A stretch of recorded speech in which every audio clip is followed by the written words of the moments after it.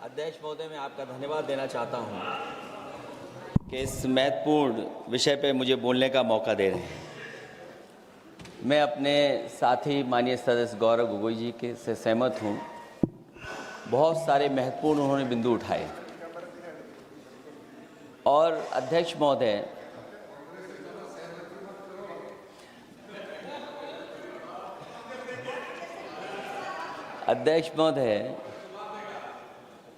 मुझसे ज़्यादा मेरे रिश्ते शायद हमारे विपक्ष के लोग ज़्यादा जान रहे हैं और जितना विपक्ष के लोग नज़र रखेंगे, मैं समझता हूँ उतना रिश्ते और मजबूत हो जाएंगे।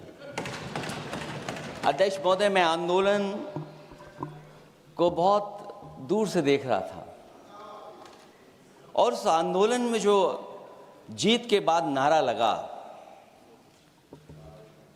एक नारा लगा अध्यक्ष महोदय, सरकार के खिलाफ नारा लगा कि सरकार को ये अहंकार था कि सरकार झुकती नहीं है, लेकिन उन्हीं नई पीढ़ी के लोगों ने ये वो नारा दिया कि झुकाने वाला चाहिए, सरकार भी झुकती है और सरकारों को झुकाना भी नौजवानों को आता है। सरकार झुकी और स्वीकार किया उन्होंने। जो करोड़ों नौजवान जो मांग कर रहे थे कि सबसे पहले जो मंत्री जी हैं वो इस्तीफा दें, और बिंदु दूसरे अलग हैं जो हम लोगों को जानकारी में मिल रहा है। अध्यक्ष महोदय, सरकार हर विषय पे स्वीकार किया है, लेकिन पता नहीं अध्यक्ष महोदय, ये बात समझ में नहीं आ रही है कि सदन में उन आश्वासनों को क्यों नहीं रख रही है सरकार, जो सहमति बनी है। और उसके बाद अध्यक्ष महोदय, हम लोगों ने देखा कि जब मंत्री जी लौटे हैं, मंत्री नहीं रहे, उसके बाद सदन के बाहर उनका स्वागत किया गया। अध्यक्ष महोदय, जो स्वागत हुआ उसके लिए हमें कोई शिकायत नहीं है, लेकिन माननीय सदस्यों को कितनी बड़ी राहत मिली होगी, कितने बड़े संकट से बचाया उन्होंने। एक प्रधान जी को हटा करके प्रधानमंत्री बचा लिया आपने। और ऐसा अध्यक्ष महोदय आंदोलन किसी ने नहीं देखा, जिस आंदोलन में नई पीढ़ी के लोग, कम उम्र के लोग निकल करके आ गए और जो नारे दिए गए। ये सरकार पिछले कई वर्षों से नकारात्मक प्रचार पर टिकी हुई थी, नकारात्मक राजनीति करती थी और न जाने कितने हजार करोड़ रुपए खर्च किए होंगे सरकार ने नकारात्मक राजनीति के लिए। लेकिन नई पीढ़ी को मैं बधाई देना चाहता हूं, उनके मनोबल को और उनकी एकता को, और जिस तरीके से उन्होंने प्रचार किया, अंततः सरकार को झुकना पड़ गया। भाजपा वचन नहीं देती, जुमला देती है। तो मुझे उम्मीद है कि सभी युवा नौजवानों का जो मांग की है उन्होंने, उन सभी मांगों को सरकार स्वीकार करेगी। और सरकार ये भी स्वीकार कर लिया होगा कि कोई दल मजाक में बना तो कितनी बड़ा दल बन गया। जो कोई चीज मजाक से शुरू हुई वो कितना सीरियस हो गई, और इतना सीरियस हुई कि हमारी सरकार लोकतांत्रिक हो गई कि जो उनको धरने पे बैठने दिया। सरकार लोकतांत्रिक थी कि उन्हें धरने पर बैठने दिया। हमने वो भी समय देखा है कि जहां पर धरने पर नहीं बैठने दिया, वर्षों वर्ष लोग बैठे रहे धरने पर, उनकी सुनी नहीं गई। इसी दिल्ली को घेरा था किसानों ने, और सरकार को लगा कि चुनाव आ गया तो सरकार ने तीनों काले कानून वापस ले लिए। जब सरकार घबरा जाती है, डर जाती है, तो सरकार स्वीकार कर लेती है। इसीलिए वो नारा मुझे अक्सर याद आता है कि झुकाने वाला चाहिए, सरकार भी झुकती है। जो विषय लाया गया है कि prevention of unlawful means act, सरकार को कम से कम ये बताना चाहिए था कि 2024 में जब ये लेकर के आए थे तो आज 2026 में कैसे पेपर लीक हो गया? और केवल गिनती के 1-2 पेपर लीक नहीं हुए हैं। ये ऐसा आंदोलन रहा जिसमें माँ बाप और नई पीढ़ी के लोग सब जुड़ गए। अगर हम ये माने कि 20 लाख बच्चों ने परीक्षा लिखी थी और उनके घर परिवार के सदस्यों को हम इसमें जोड़ दें, दादा दादी, माँ बाप और परिवार का कोई सदस्य, तो 5 लोग प्रभावित थे। और 5 गुणा 20, 1 करोड़ लोग नाराज हुए सरकार से। और अक्सर हम पॉलिटिकल लोग हैं, हम लोग जानते हैं जब कभी आंदोलन करते हैं तो कितनी तैयारी करानी पड़ती है, गाड़ियों का इंतजाम, खाने का इंतजाम और इंतजाम। लेकिन ये पहला आंदोलन देखा कि जिसमें माँ बाप भी जुड़ गए और कहा कि जाओ बच्चों आंदोलन करो, हम आपके साथ हैं। ये पहला आंदोलन ऐसा देखने को मिला है। और केवल दिल्ली में नहीं हुआ ये, केवल दिल्ली में नहीं हुआ ये। अगर ये बात गलत है, अगर ये बात अध्यक्ष महोदय गलत लग रही है, तो देश के होम मिनिस्टर साहब को ले आइए, वो सब एक्सप्लेन कर देंगे।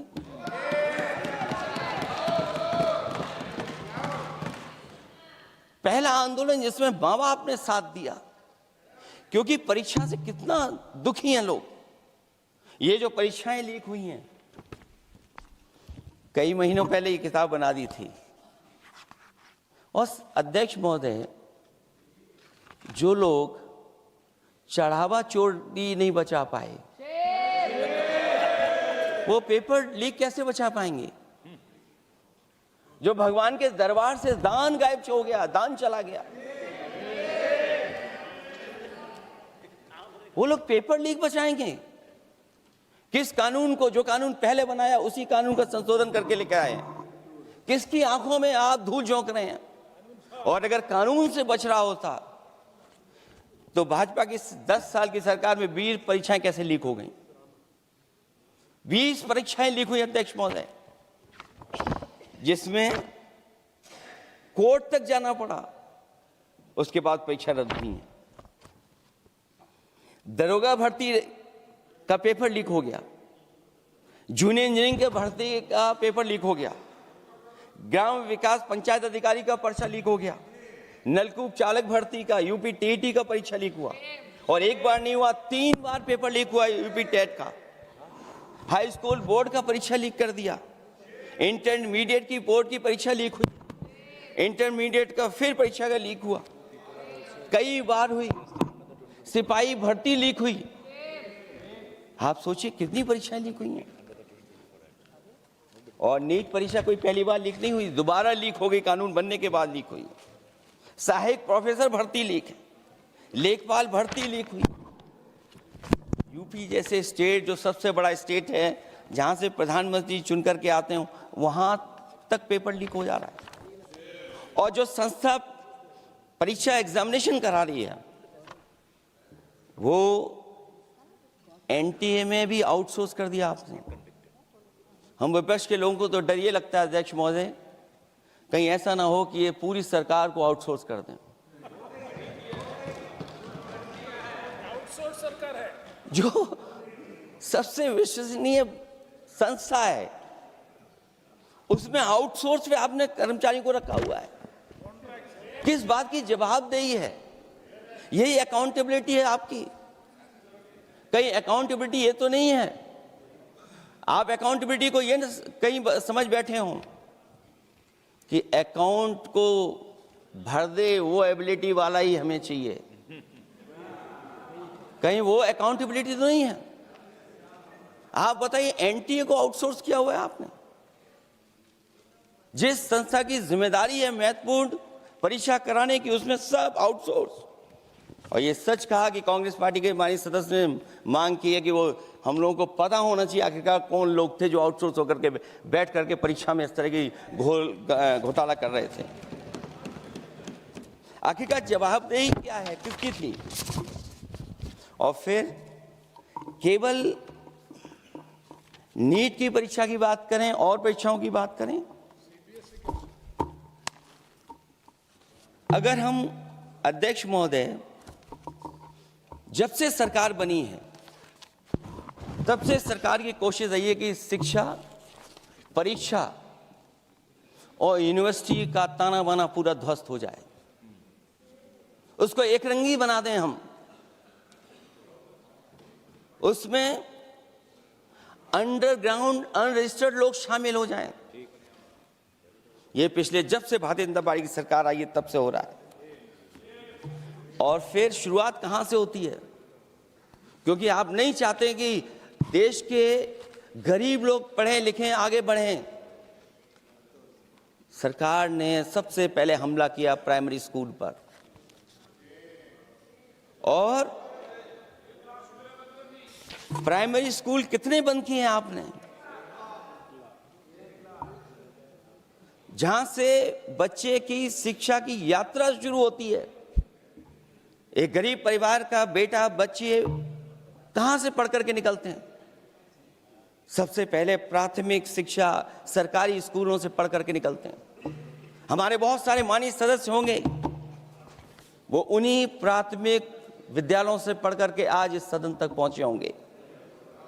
आपने सबसे पहले स्कूलों पे हमला किया, और प्राइमरी से लेकर के नौकरी तक पे आपने हमला किया है। युवाओं के भविष्य पर आपने चोट पहुंचाने का काम किया है। और जो प्राइमरी स्कूल जो आपने बंद किए हैं, वो इसीलिए बंद किए हैं आपने कि पिछड़े, दलित और गरीब के वर्ग के परिवारों के बच्चे पढ़ लिख न जाएं। क्योंकि आज भी अगर हम देखते हैं प्राइमरी स्कूल में कौन पढ़ने जा रहा है? सबसे समाज के गरीब परिवार के बच्चे पढ़ करने जा रहे हैं। सबसे पहला हमला आपने वही किया, और इसीलिए किया क्योंकि नींव पर ही अगर हमला होगा तो ये आगे नहीं बढ़ पाएंगे। जो आंकड़े सरकार के बताए गए हैं, 1 लाख से ज्यादा सरकारी प्राइमरी स्कूल बंद कर दिए सरकार ने। और अगर ये बात गलत है तो हमें उम्मीद है सरकार इस पर भी जवाब देगी। और अगर हम आंकड़े निकालें तो जो आंकड़े दिखाई दे रहे हैं, यूपी में सबसे ज्यादा प्राइमरी स्कूल बंद हुए हैं। और ये सरकार के आंकड़े हैं कि 7 लाख से ऊपर विद्यालय थे जो अब 6 लाख रह गए हैं। और यूपी में तो सबसे ज्यादा बंद हुए हैं। उत्तर प्रदेश में 26,386 सरकारी प्राइमरी स्कूल बंद कर दिए सरकार ने। और केवल प्राइमरी स्कूल बंद नहीं किए हैं, नौकरी पे भी हमला किया है। 69,000 शिक्षक भर्ती को लेकर के बड़े पैमाने पर घोटाला किया गया, और घोटाला इतना बड़ा है कि वो सभी कोर्टों में गए हैं और पिछले कई वर्षों से आंदोलन कर रहे हैं। कोई स्थान नहीं बचा अध्यक्ष महोदय जहां पर वो शिक्षक भर्ती के लोग न गए हों। मंत्रियों के यहाँ गए हैं, आंदोलन किया है, हाई कोर्ट गए हैं, सुप्रीम कोर्ट गए हैं। लेकिन देखिए सरकार भी कमाल की है कि सरकार उनको नौकरी नहीं देना चाहती, और इसलिए नौकरी नहीं देना चाहती है क्योंकि उन्होंने भर्ती गलत की है, और भर्ती में जिन लोगों का अधिकार छीना है वो सबसे ज्यादा पिछड़े और दलित परिवार के बेटे, जिनका अधिकार इस सरकार ने छीना है। और ये अगर बात नहीं ठीक है तो हमें उम्मीद है कि सरकार इसका भी जवाब देगी। माध्यमिक स्कूलों को भी बंद किया जा रहा है, और बड़े पैमाने पे स्कूल बंद हुए हैं। और जो बोर्ड की परीक्षाएं लीक हुई हैं, पूरे देश में बड़े पैमाने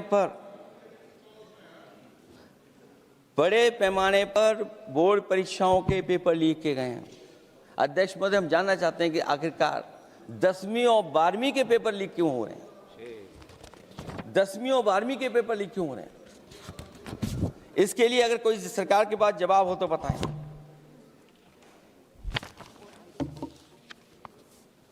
और जो बच्चियों ने जान दी है नीट की परीक्षा में, जब परीक्षा का पेपर लीक हो गया है, अध्यक्ष महोदय, मैं अपनी तरफ से, पार्टी की तरफ से और सभी की तरफ से उन्हें श्रद्धांजलि देता हूं। और हमें उम्मीद है कि सरकार उन बच्चों की मांग मानेगी जिन बच्चों ने ये शर्त रखी है कि उनके परिवार के लोगों को 1 करोड़ मुआवजा दिया जाए। जब उच्च शिक्षा में जिस तरीके से भर्ती हो रही है, अध्यक्ष महोदय, जो उच्च शिक्षा की भर्ती है, उसमें जो अपॉइंटमेंट हो रहे हैं उनके बारे में तो क्या चर्चा करें कि जब संस्था पे सबसे ऊपर बैठा व्यक्ति ही अन्याय करेगा तो पूरी संस्था में अन्याय होगा। जब से ये सरकार आई है, जो बड़ी बड़ी संस्थाएं हैं, उन सब संस्थाओं में एक रंगी लोगों को बैठा करके उन संस्थाओं को ध्वस्त करने का काम कर रहे हैं, और न केवल उन संस्थाओं को खराब कर रहे हैं, बल्कि अध्यक्ष महोदय, उत्तर प्रदेश में एक स्वतंत्र सेनानी, उनके नाम पर यूनिवर्सिटी बनी, मौलाना जौहर यूनिवर्सिटी। यूनिवर्सिटी बनकर के तैयार हो गई। इन्होंने कोई सरकारी यूनिवर्सिटी नहीं बनाई, और अगर कोई प्राइवेट यूनिवर्सिटी बन भी गई है तो उसको भी हथौड़ा लेकर के तोड़ने की तैयारी कर रहे हैं ये लोग। ये नफरत की राजनीति कहां लेकर के पहुंचा देगी। और जब से बीजेपी की सरकार आई है, तब से नफरत की राजनीति और दूसरे लोगों के साथ किस तरह का व्यवहार हो रहा है, उन्हें कहीं भी न्याय तक नहीं दिला पाई सरकार। और जब नौकरी की बात आ जाए तो अध्यक्ष महोदय, अग्निवीर भर्ती में भी जो हर साल में कितनी भर्ती होती थी, कभी 80,000 भर्ती हुआ करती थी, अब भर्ती केवल 10,000 हो पा रही है। आखिरकार अध्यक्ष महोदय, सरकार नौजवानों की पढ़ाई और नौकरी पे हमला क्यों कर रही है, और नौकरी पे हमला क्यों हो रहा है? जब आप ये कहते हैं कि हमारे नौजवान हमारी डेमोग्राफिक डिविडेंड बन करके आए हैं, कहीं यही नौजवान हमारी आपदा न बन जाए, इसके बारे में भी सरकार को सोचना चाहिए। और मैं ये जरूर कहना चाहता हूं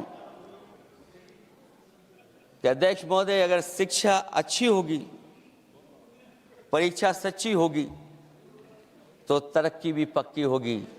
और ये तरक्की नहीं चाहते हैं, इसीलिए शिक्षा पर और परीक्षा पर हमला कर रहे हैं। मैं इन्हीं शब्दों के साथ अध्यक्ष महोदय आपका धन्यवाद देता हूं। और जो बिल लेकर के आए हैं आप, बिल तो 24 में भी लेकर के आए थे आप, जो 24 में बिल लेकर के आए थे, उसके बाद नीट परीक्षा का पेपर लीक क्यों हो गया, ये आप बता देना मंत्री जी। आपको एक कानून बनाने के बाद दूसरा कानून बनाना पड़ रहा है, ये क्या वजह है? और आपको मंत्री जी का स्वागत इसलिए करना पड़ रहा है कि आपको संकट से बचा लिया। और अगर अखिलेश जी तो समाजवादी है। मैं पूछना चाहता हूं कि छात्रों का आंदोलन के बाद सरकार उनका बात सुन के पार्लियामेंट में बिल लेके आता है, ये अच्छा है, या जो आंदोलन होता है तो उसको कुचलने के लिए देश में इमरजेंसी लगा देता है, वो अच्छा? आप बता दीजिए।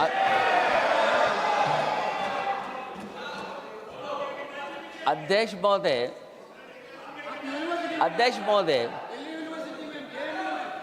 महोदय, मैं इमरजेंसी को तो नहीं देखा हूं, लेकिन इमरजेंसी में क्या क्या हुआ है वो अभी दिल्ली की राजधानी में भी देखने को मिल गया है। आंसू के गैस के गोले और लकड़ी में लगा हुआ कुछ कील का और कांटे की चीजें, उस समय करंट नहीं लगाया जाता था, इस बार करंट लगाया गया। तो ये इमरजेंसी के बराबर ही हुआ है हमला, कम नहीं है। इमरजेंसी से कम अन्याय नहीं कर रहे हैं आप लोग। और याद करिए अध्यक्ष महोदय, अगर इमरजेंसी इन्हें याद आ गई है, अगर इमरजेंसी अध्यक्ष महोदय ने याद आ गई है, तो इमरजेंसी के बाद भी परिवर्तन हुआ था, और हमें भरोसा है कि इसके बाद भी परिवर्तन होगा। और अध्यक्ष महोदय, मैं आखिरी में कहना चाहता हूं,